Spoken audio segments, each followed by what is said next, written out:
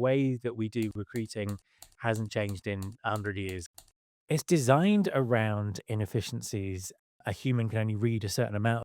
If we had a blank sheet of paper, I don't think we would do it in this way. We're just applying this amazing technology to a process that doesn't really work. Candidates are using AI to optimize their application. Companies are using AI to read those applications. They're kind of so far away from what the job is. To me, it's a bit of a pointless arms race. It doesn't really serve anyone. It's difficult to do, particularly if you've invested your entire career in it. There are aspects of the process that you really think you're great at, you really like. If we were starting again, would we really do it this way?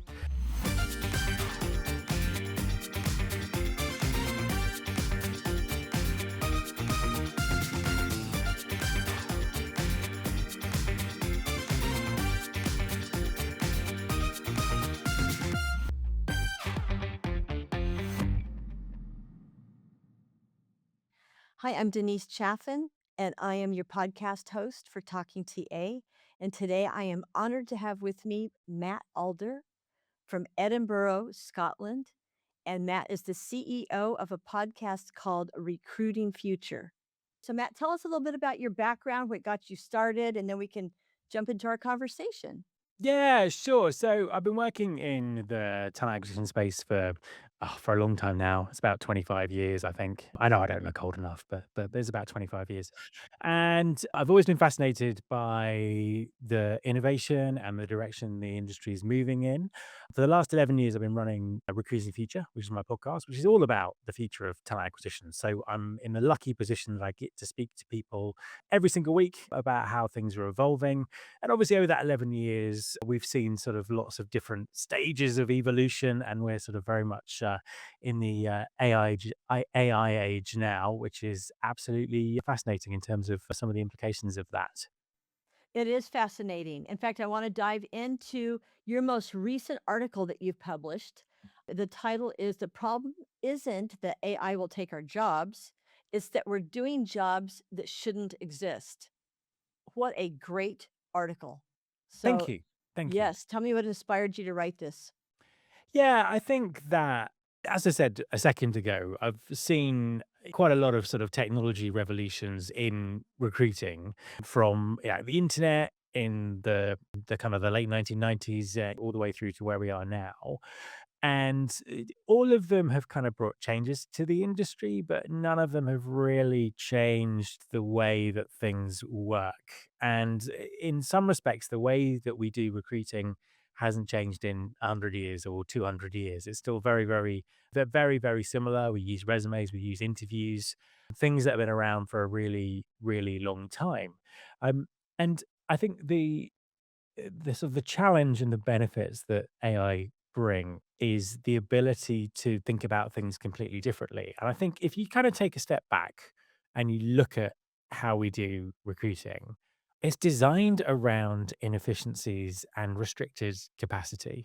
So, resumes are short because a human can only read a certain amount of them in a certain amount of time. The same with interviews. They're structured in a certain way because they have to fit in hiring managers' diaries and all those kind of things. So we're kind of optimized for inefficiency, really.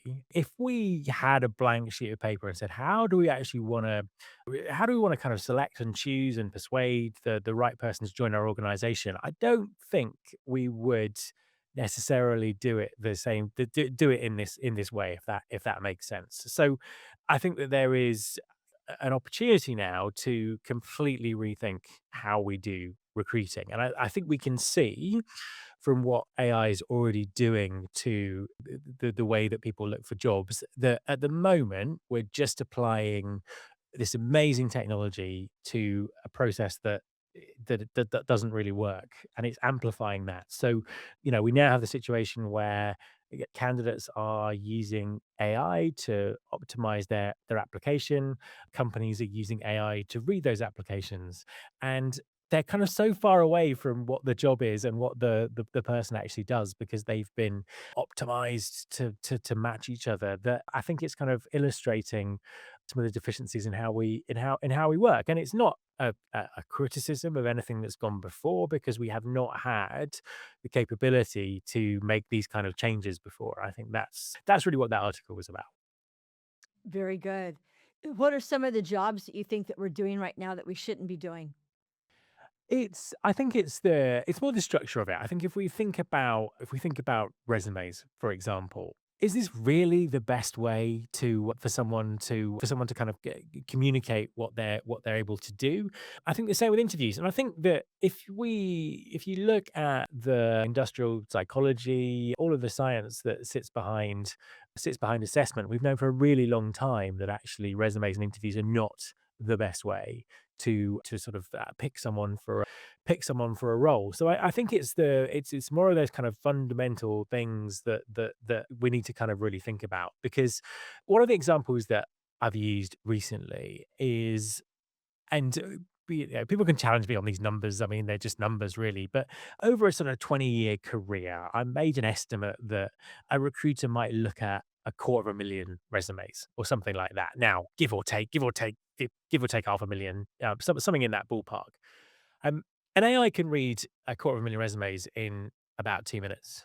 So it you just think about the difference in kind of efficiency there, and it's just like, if we can process information that quickly, why are we limiting people to a couple of pages? Why is there not another way to look at people and showcase their experience? Now, all of this is evolving. I don't have like a list of, I've got some thoughts, but I don't have a list of answers about what this looks like. I think what I'm saying really is, now is the time to let you take a step back and ask questions that we've never asked before about talent acquisition and recruiting. And it's difficult to do, particularly if you've invested your entire career in it. There are aspects of the process that you really think you're great at, you really like. But I think that it's just important that everyone thinks about, would we, if we were starting again, would we really do it this way? And I just think it's that kind of line of inquiry that's going to get us to the position where we can get the most value out of AI. I think plugging it into what we already have is going to produce some efficiency and some speed, but it's also going to create some problems that we're already seeing. Yeah, sure, sure. What about I was part of a presentation panel not too long ago, and we talked about, instead of using resumes, why aren't we using career profiles, right? Yeah, Almost set up like a bio, if you would. But the yeah. career profile not only talks about your professional history, but it also talks about things that you're interested in. I mean, really diving into hobbies, or maybe some of the nonprofit organizations that you're part of, or just other parts of your life, creating a profile of yourself. Why are we not doing that, do you think? I think that is one of the things that we should be looking at. Definitely, I think that I think that one of the issues is there's almost it's kind of embedded in the whole DNA of organizations that this is how we recruit. So everyone who works for a company has been through a recruitment process at some stage. It may have been several years ago, it may have been a couple of weeks ago. And there's kind of an accepted way that we think about how recruitment works. I need to update my resume. I need to do this, and it's really kind of baked in a way that doesn't get challenged very often. And I think it's more than even just those kind of inputs. I think that kind of really thinking about, what is it that we need to hire this person for, and what is it that they're going to be doing in 6 months' time or 12 months' time, and what skills do they need to do that, and how can we measure those skills during the hiring process? And obviously, having more information about them as a whole person is a big part of that. Yeah, yeah. The whole person profile. Yeah, maybe that's what we should call it. Mm, You absolutely. know?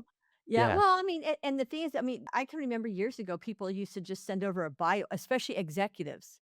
Executives didn't necessarily use resumes a lot. They would send over a biography of themselves for a particular position, or to introduce themselves to a company or to an executive team, remember?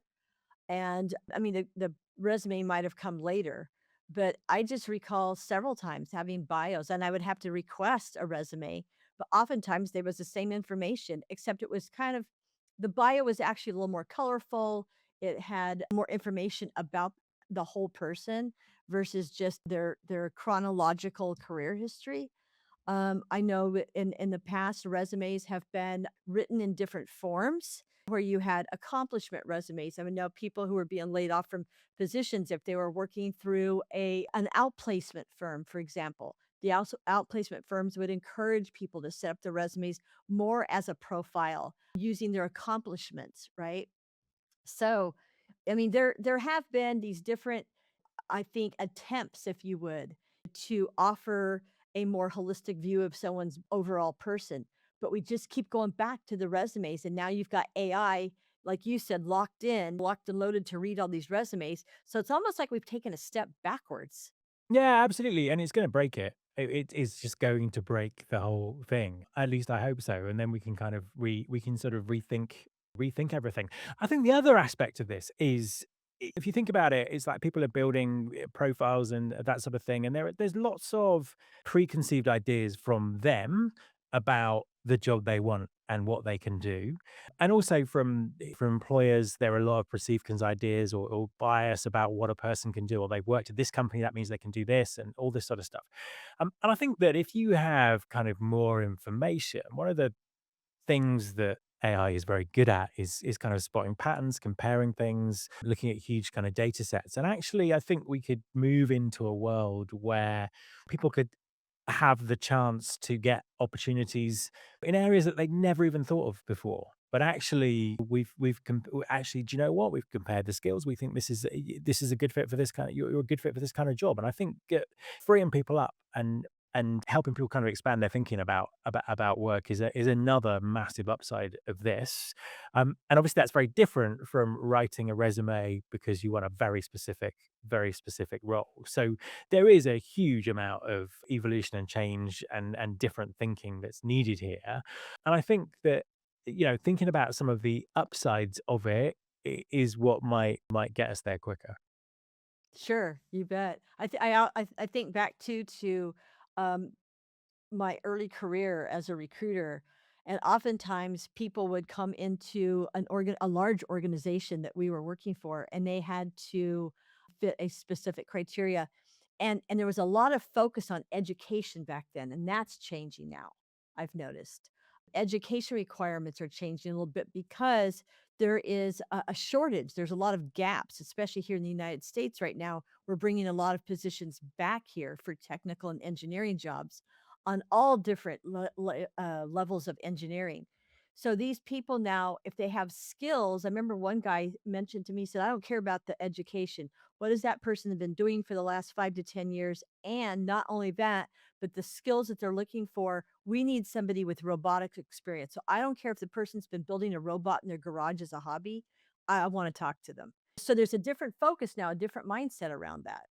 Yeah, absolutely. And I think I think that's kind of a really big thing. It's kind of like, well, actually, what skills does someone have? And it doesn't matter about the context as much because that just kind of tells us about the past. It doesn't actually tell us what they're gonna do. And yeah, I think areas where there are skill shortages are the places that are kind of leading this as well. I think the other aspect of it is there's kind of softer skills that every organization kind of needs now. So we're hiring people.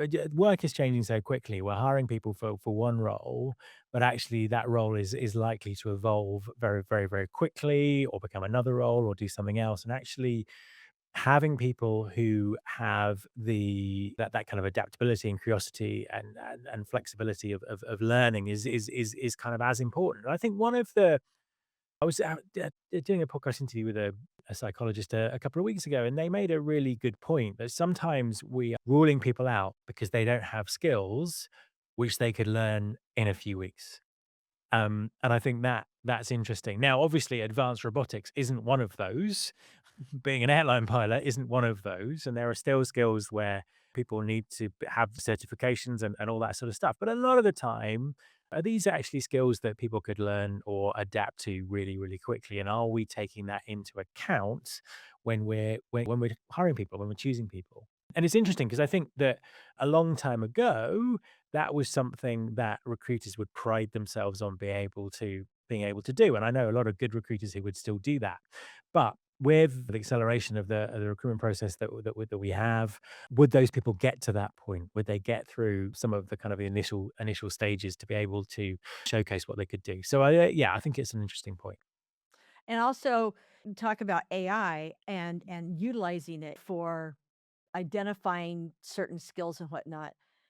Can we like maybe look at using AI to separate the positions and regardless of the industry, but separate positions where AI can say, "Hey, this person doesn't really need for this role. This the people that you interview don't need to have XYZ skills. They need to have, especially if you're going to advance the position over the next 3 to 5 years. Have AI be able to set some foresight parameters, I guess, when it's reviewing resumes and say, hey, this person will fit this role not just today, but also 3 to 5 years down the road for these reasons. Are we going to get that granular with AI? I mean, is that going to happen? Because it's not right now. No, it's not, but it absolutely could be. I think a lot of it, though, again, it depends on the information that's available. So if all the information that's available is a kind of a resume, and then they're even if an AI can sort of spot things that a human at speed can't. I think that's the other thing as well. If we think about if 500 people apply for one role, is the recruiter going to give equal time to all 500 resumes, or are they going to get to the point where they have an effective kind of slate to put forward and then they're just going to stop? Whereas an AI system can read all of those resumes in the same kind of detail. So yes, I think that is definitely the case. But we also need to think about where all the extra information kind of comes from, which comes back to our point about is a resume the actual best thing to do here? Should we be doing one of the things I've seen that's really interesting is I mentioned assessments a bit earlier in the conversation. And traditionally, these have sort of been used towards the end of the process because of the sort of the time and the cost involved. And it's interesting now to see that lots of very reputable assessment providers are using technology in a way that we could use assessment a lot earlier in the process. And I know of some roles in some organizations where the first thing you do is you do an assessment before you've even submitted your resume. And I think that's an interesting trend, and that gives us additional information to do that kind of matching and selection that we don't have or we've not really been able to do that at scale before. I think with all of these things, it's about the ability to do things that we've probably always done in executive recruitment, for example, but be able to do those at scale. I think that's what's changed. Definitely. It has changed. Yeah, I can remember years ago, if you submitted 2 or 3 resumes for a position, you were on top of your game. I mean, because you were using technology to find candidates. You were literally going after competitor employees. When you did your what would you call it, your new position engagement with your hiring team, you would ask them right up, where do you want these people to come from for this position or for these positions? What types of companies? What types of industries? Who are the competitors? Those were some of the first questions out of the gate. So you actually were going in and recruiting people because we didn't have resumes back then. We were going blind, calling people. So you were basically saying, okay, I'm going to find the CFO of the competitor to Coca-Cola or so who are you gonna go after? Pepsi Cola or some other beverage company, right? Or another type of consumer products company. I mean, so it and you would like literally reach out to them not knowing anything about their background. You didn't get the resume until much later. So we were using a much different type of strategy back then. So what about strategy now? What is our strategy? Yeah, I think that's an interesting one. I think that there's so much going on because at the same time, at the same time that recruiting is changing or is going to change a lot, work and jobs are changing as well. So I think that kind of all comes into kind of an interesting mix. And I think that the first part of any strategy is to think about why are we actually hiring this role? And rather than getting a job description out that we had 4 years ago to describe this role. Yeah, we need to think about this and start again. Do we actually? And one of the things I think for internal recruiters is to ask that question: Do we really need to hire someone for this role, or is there another way that we can bring these skills into that area? And I think that's the place to start with. Actually understand who it is and why, what it is and why you're hiring. And then from there, it's really interesting. I've seen some really interesting kind of reports and data over the last few weeks about things that are effective and where recruiters are spending their time. And basically, job boards and advertising are just throwing up huge amounts, huge volumes of applications, not for every job, but for a lot of jobs at the moment. Some of that is because of technology moving faster. Some of that is just a reflection of the economic times that we're in, and the effect on some markets. So one of the things that we've kind of seen a lot of is companies doing more sourcing, doing more outreach, going out to find people, and doing that in an effective way to kind of just get away from the noise. So yeah, it's kind of an interesting time, but I think that because work is changing so quickly and jobs are changing so quickly, kind of starting with those questions about what is it that we actually need to do this collection of tasks that is this job is really the best place to start. Yeah, I wonder if we'll go back to doing career fairs again like we used to back before the internet was super hot and everybody was using it. We used to have companies. I can't remember the name of the company. It was here in the US. It started with West something. But anyway, there was two guys that ran it. And we had career fairs set up all around the country all the time that we would go to because that's how we did a lot of our recruiting. And the hiring teams would go with us. Yeah. And so we would have the positions up on a board, or we'd have them on these tables, and people would bring their resumes or their profiles to us. But then the hiring manager could literally look at those resumes right there, do the interviews on the spot, and if they wanted to, they could even extend offers right there at the career Yeah. fair. Yeah, Do you absolutely. remember those days? Absolutely. Yeah. So, I wonder if we'll get back to basics that way a little bit as well. I think that all these sort of different formats are back in the mix again, because there are lots of advantages with that in terms of A lot of advantages. speed, in terms of targeting, in terms of combating fraud, knowing that who you're talking to is really who they are. And I know that a lot of companies are looking at how they can do kind of more face-to-face hiring and all those kind of things. So I think that there are lots of different possibilities and directions this could go in, and I think a lot of it depends on the employer, the organization, the market, those kind of things.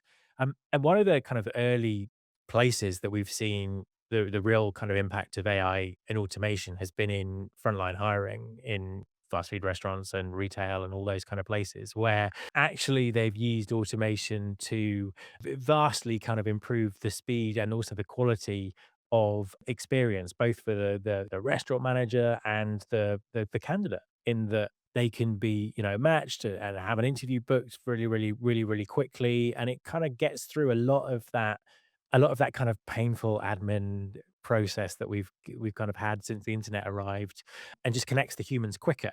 And I think it's funny because it goes back to the pre-internet days where if you wanted a job in a restaurant, you walked in with your resume, and then we built the internet came along, and then it was like, well, actually, no, you got to submit that to the centralized system. Companies would try and get around that by, well, we'll have a QR code here. It's still going in a centralized system.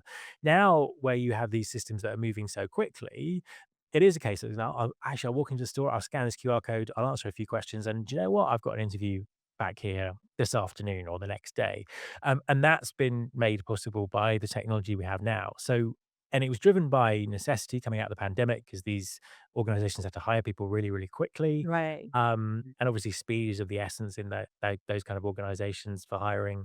But I think it's a really interesting example of how things might change elsewhere. Well, and a lot of times people wouldn't even use resumes when they were coming into a company. They would literally Okay, so first of all, we didn't use job descriptions the way we use them now because people were publishing ads in the newspaper, right? And there might be 3 or 4 lines for each position that was available, and there would be the title of the position, maybe a couple little sentences about it, and then where to drop off your resume or where to go to fill out an application. Some people just went and filled out an application. They didn't even Yeah, use a absolutely. resume. Yeah, my first job in this industry was working for a newspaper, The Guardian in the UK, selling recruitment advertising space. And fascinating job, and as you say, because it was expensive, you got some either very small adverts with not much information, or beautifully written, crafted things to get people's attention. And it always kind of struck me then, it just actually this is really inefficient, because we know how many people are reading the newspaper, we don't know how many people are reading this page of the newspaper. And obviously the internet kind of came along and changed that, because actually now we know how many people we can get these adverts in front of more people, but it didn't fix anything else behind it. So the process of recruiting that we have was designed for people to read an advert in a newspaper, get together a resume, a cover letter, stick it in the post, then people would read them, call people for interview. It was designed for a much slower process, if that makes sense. And we fixed the kind of the front bit in terms of, actually, we'll make sure we get this in front of the right people at scale, not just the people who are buying the newspaper on that particular day, but we didn't do anything else with the rest of it. So I think that's kind of also part of the issue at the moment. Oh, yeah, definitely. It's interesting because we hear about people creating resumes and lying on them using ChatGPT or one of the other AI tools to rewrite the resume or to embellish, I guess, the resume to some degree. And that's coming up more and more as well, trying to use AI to weed out AI fraud. So, I mean, where are we going with that, do you think? Yeah, I mean, it's just to me, it's a bit of a pointless arms race, because it's like one side's AI gets better than the other side's AI, and then you just have AI talking to AI, as I say, about resumes that don't really reflect the person, and a job description that doesn't reflect the role, and that's insane if we really think about it. And it is a massive problem. I know companies who they're difficult to recruit roles. We've found 6 people. These 6 people are absolutely bang on for what we want, and they interview them, and it just doesn't stand up to any scrutiny whatsoever beyond the first couple of questions. And also, there's a bit about intent with this as well, because if you're using a tool that can, bulk apply to lots of different roles, you're kind of you might, as a candidate, get called by a company that you can't even remember applying to. So it's just, yes. So I think it can just escalate, and the AIs can talk to each other. But I think actually we should say, let's stop and think about how we can rejig this and replot this to actually make it work better for everyone, because it doesn't really serve anyone to be interviewed for a job, or even get a job that they can't do. Um, it's not a good outcome, and for employers to just be using AI to potentially also screen out the best people. Because I think one of the other things that was really interesting for a conversation I was having was, actually sometimes the best people for the role, because they're the best people for the role, they're not using AI to optimize their resume because they don't feel they have to. But then they're losing out to other people who are not as good a fit. So I just think it's really exposing some of the inefficiencies that we have. So I think that using AI to detect blatant fraud is important. To detect kind of AI being used, I don't think it's ever gonna I don't think we'll fix that problem that way. No, I don't see it either. And going back to some of the in-person interviews or career fairs or anywhere where you meet people in person, I mean, we have the ability to use our human judgment, right? At that point to determine whether somebody has the right character, if you would. And I recall a number of years ago attending a workshop, and this woman said, when we are interviewing a candidate for a position, 60% of what we're interviewing for is culture fit or is character versus the technical skills or the tactical skills that they need to have for the role. Do you agree with that? Do you think that's still the Yeah, case? I would I'd probably think about it slightly differently. I think that one of the things, I think, when sometimes people talk about things like character and culture fit, is that sometimes just kind of a biased way of looking at it, because you kind of see lots of things like, oh, this person, they didn't look me in the eye when they shook my hand. So that to me is a really bad sign. And it might be that that person has ADHD, and it can't actually do that, but is brilliant at their job. So I think sometimes there's aspects of that that can be a sort of dangerous way of thinking. But I think absolutely hiring people for much more than their technical abilities is really important. So future potential, but also their ability to fit into the team that you're or play the right role in the team that you're hiring for, I think is really is kind of really important as well. So yeah, I completely agree that that's kind of what we have to look at is just kind of like how we do that. I think is the interesting part. True. And let's talk about biases for a minute because aside from the skills that people have, tactical or soft skills, what about some of the biases that we run into all the time with hiring managers? How are we going to get past those? And I'll give you an example. Since COVID in 2000, there have been a lot of people who had fairly stable career histories, if you would. And then after 2000, companies were closing down, or there were mergers, or people had to leave for XYZ reasons because they had to move, or I mean, just a myriad of reasons why people were jumping around more, as we call it. So now people are looking at their resumes going, oh, that person's a job hopper. Well, no, not if you look back before 2000. They weren't. They had a more stable. So, how are we going to get past some of these new biases? I mean, let me tell you, that's one of the hardest things to shake right now. Yeah, no, absolutely. I think it's and it comes back to what I said about the a lot of this is just kind of embedded in how people think about work and employment. And I think that we talk about recruiters a lot, but it is very much hiring managers who kind of who drive this. And I think that's the, you hear all kinds of things from I would never employ someone from that company, or I just know what the perfect fit looks like. I can't describe it to you, I'll just know. Or as you say, oh, this person must be a job hopper because I'm not taking into account any historical context of the last few years or how work's changing or all those kind of things. So yeah, I think it's a big problem. And I think it's something that we should be talking about a lot more because at the moment, all of the conversation or nearly all of the conversation about bias is about is AI biased? Could AI be biased? Oh, this is, and quite rightly, it's under scrutiny because it can be biased at scale that we've not seen before. And there's regulations and all this kind of stuff going on. But why are we holding a machine to a higher account than we're holding humans? I think that's to me is the big thing because um even if the AI is biased, it's just amplifying human bias from it the way it's been trained. So yeah, I think it's a really important issue, and I think that as we kind of get more as it's kind of easier to sort of judge performance because we have more data and larger data sets and artificial intelligence can read those, then I think that we might get more ammunition to kind of really diffuse and kind of break these biases is actually well the data tells us something completely different to what your opinion is, but it's very difficult. It's very difficult to shift the way that humans what humans believe. So I think it is to me that is the biggest problem, and it's a much bigger problem than being biased. So that is an issue that needs to be looked at, but we're not talking about the humans anymore, and we absolutely should be.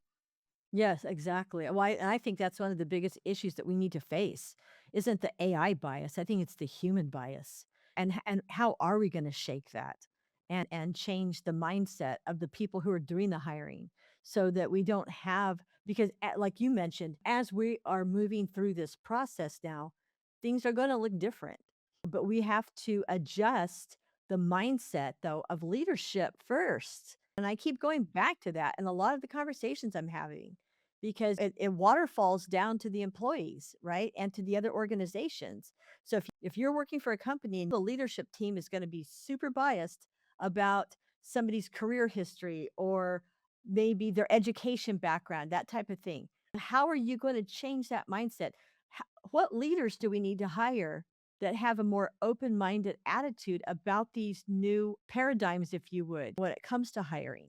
I mean, it's got to start there, I think. Yeah, it has. And I think that just the way that things are moving so quickly at the moment, I think that for a company to be competitive in lots of sectors, they have to move fast. They have to be curious. They have to move away from a lot of the beliefs they've held about everything about their business, not just the people and things like that. So, what I would hope is that we get to a point where it just competitively and from a value perspective it just becomes obvious that actually, oh, we need to think differently about talent.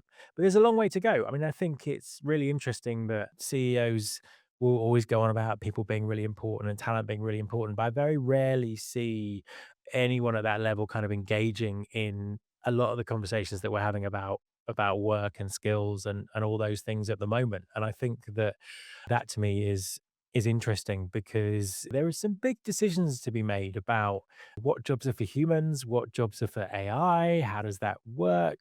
There are some really, really big shifts around talent as a whole that we're kind of facing at the moment. And I would hope that the companies that address those properly will be the companies that are the most competitive. And I think to do that, you have to shake off a lot of beliefs that you've held. So, I can't see a shortcut to it other than just the structure of everything kind of changing because views and beliefs change over time. We could probably think back to recruiting 20 years ago and there are things that don't happen anymore because it just wouldn't be something someone would think of. But I think that that acceleration and that time is moving quicker now. So that might be a factor.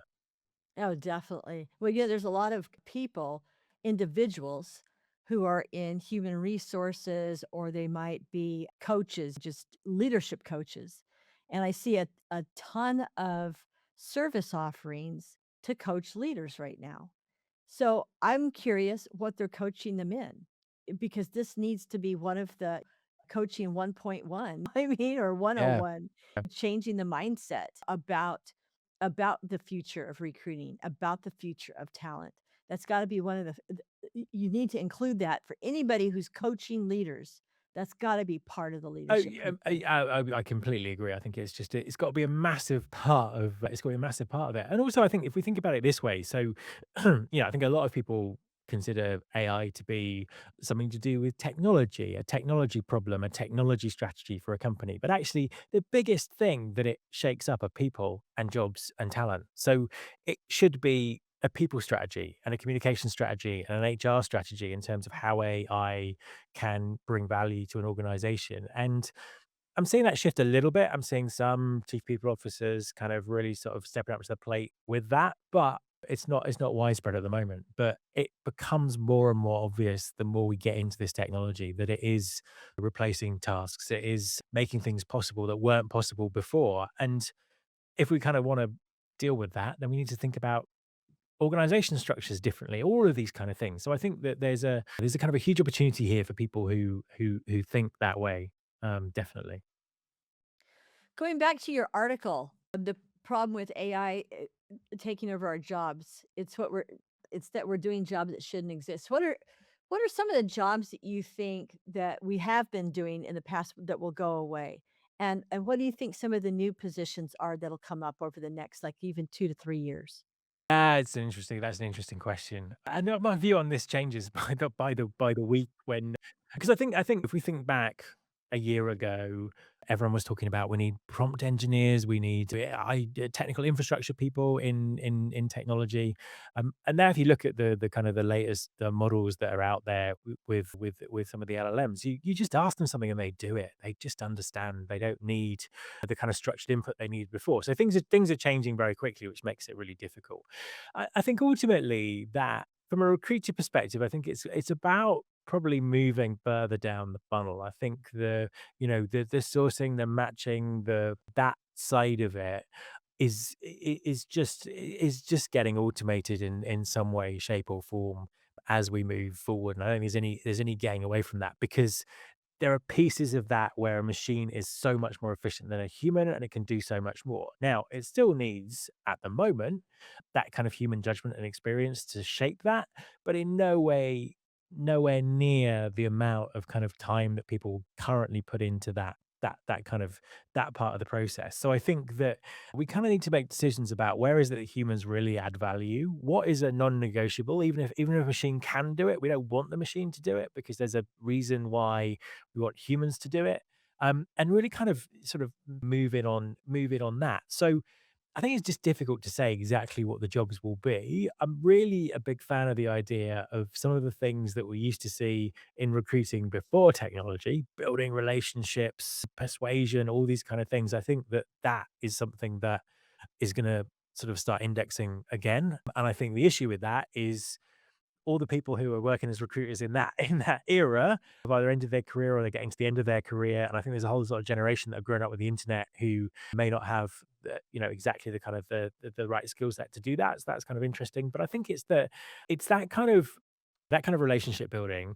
Also, if we're automating things, we really need to think about what that experience is like. So I think that there is definitely a role for planning what the recruiting experience looks like. So how are we using technology to make this process give us the value we need, but also be a fantastic thing for hiring managers, candidates, and whatever role recruiters are playing to be part of. And I think that that's something we've never really had control over or looked at in recruiting. It's just been like, we buy this technology. This is the way the technology works. So that's how our process is going to have to work from now on. And I've seen that so many times.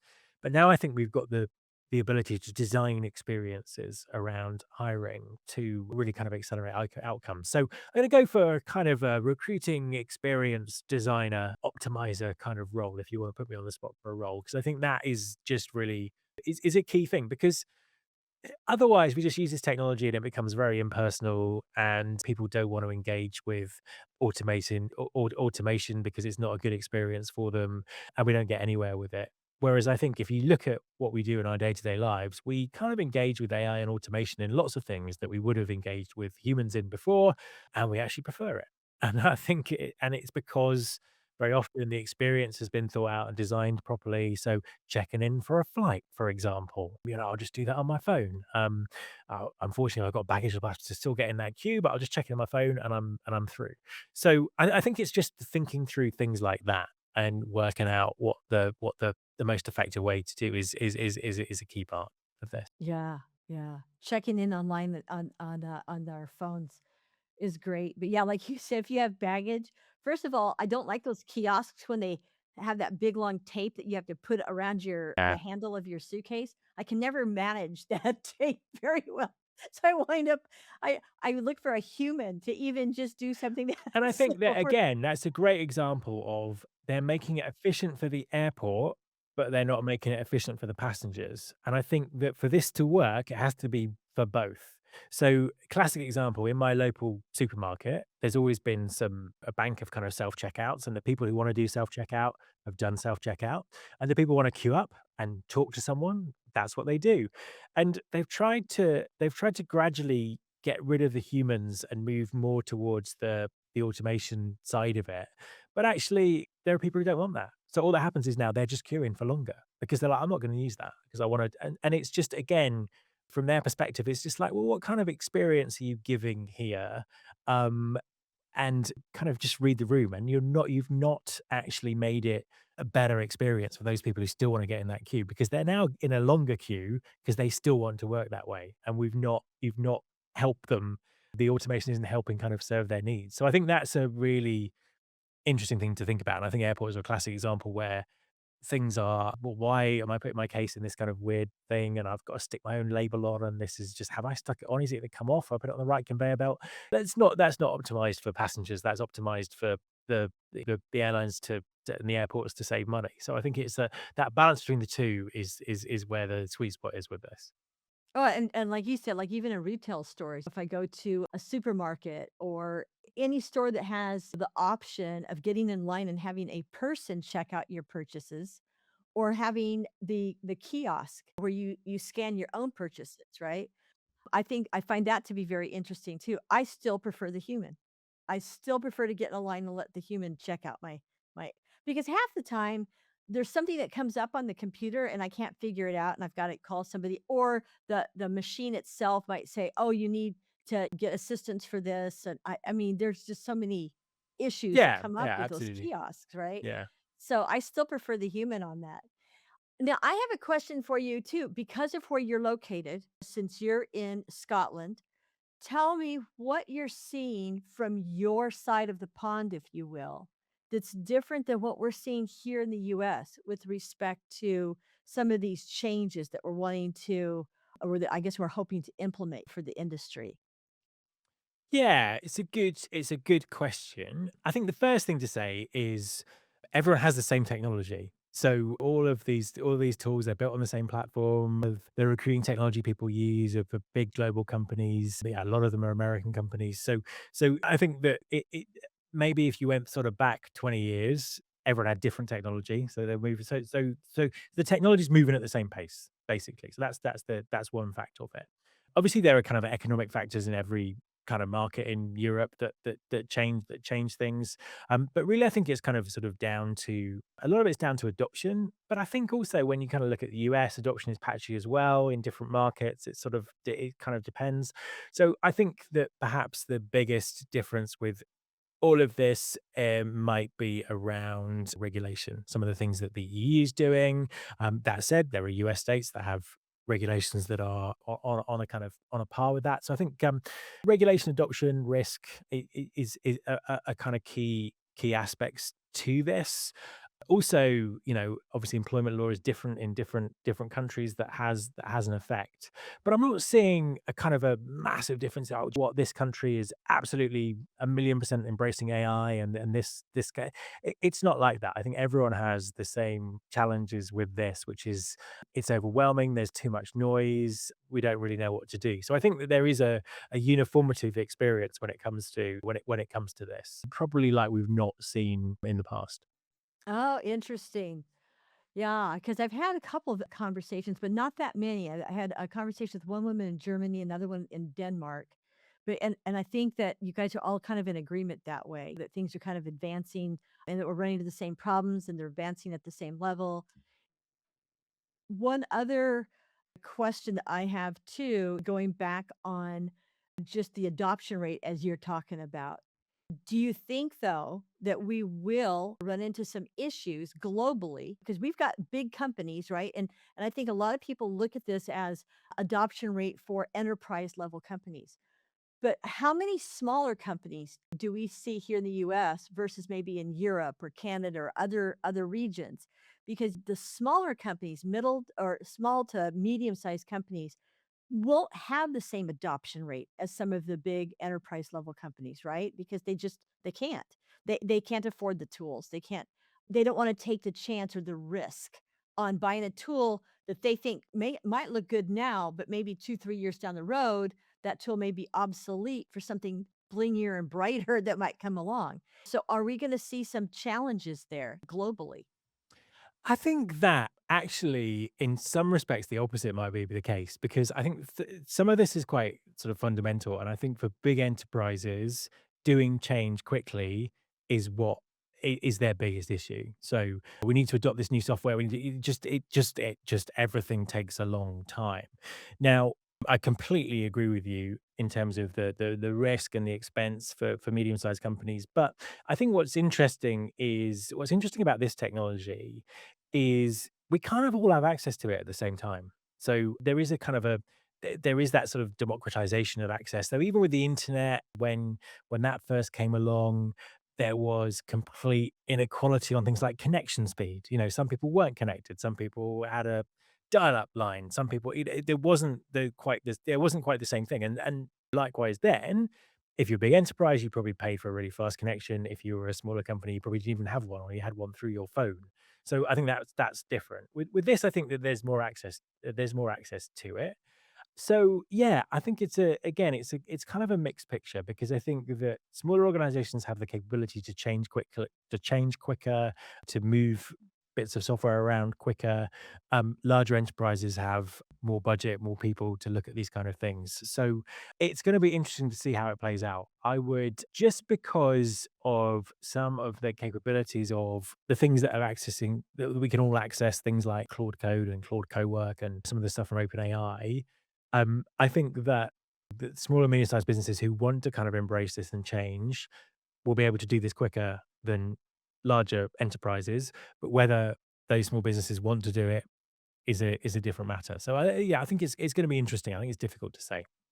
I think also we're going to see more opportunities for people in our industry working for smaller to medium sized companies because they're still going to be relying heavily on our judgment and our ability to do some of the tasks that they're not ready to let AI take over yet because they don't want that expense or that risk. I'm seeing it already.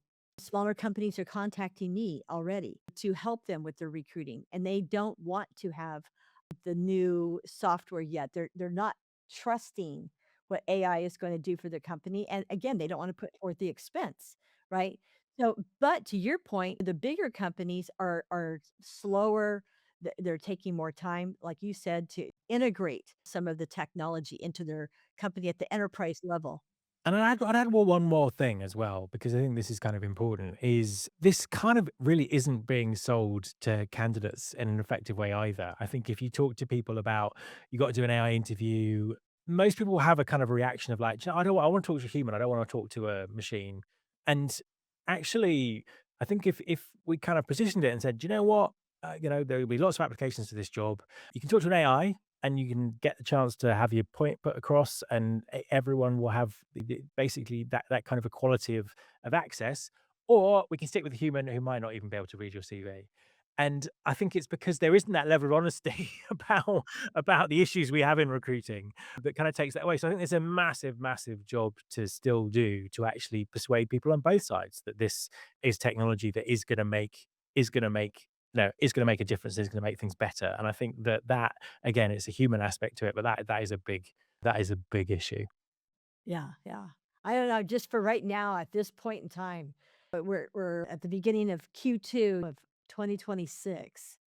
And at this point in time, I do see a shift though with companies, small to medium-sized companies, kind of sticking with some of the older paradigms, things that they trust versus jumping out there. And I mean, they're slowly adopting some AI because again, we all know that AI is going to be helpful in reducing some of our day-to-day tasks, and it's going to give us more opportunity to do things that we want to do that are really going to be helpful to the business. But I think that the larger companies are those that we hear about more that are taking those risks with AI tools. So it'll be interesting to Yeah, learn from them because yeah, they're going to be the people who are jumping off the cliff first into the yeah, water. How deep is it? So absolutely. we'll see what Yeah. happens. But yeah. Matt, this has been an amazing conversation. I love your all of your posts, and again, your company, Future or I'm sorry, Recruiting Future. I almost said that backwards. Recruiting Future. You've got your podcast. How can people reach out to you besides on LinkedIn? Yeah, I mean, LinkedIn is the best way to connect with me. Okay, If you go to recruitingfuture.com, you can see all the past episodes of the podcast there. And that's a great place to connect to me as well. perfect. Yeah, because you've got some great guests on there as well, and I so appreciate you coming on my podcast. This is fabulous. Enjoy our conversation A pleasure. immensely. Thank you very much for inviting me. Okay. All right. Thanks so much.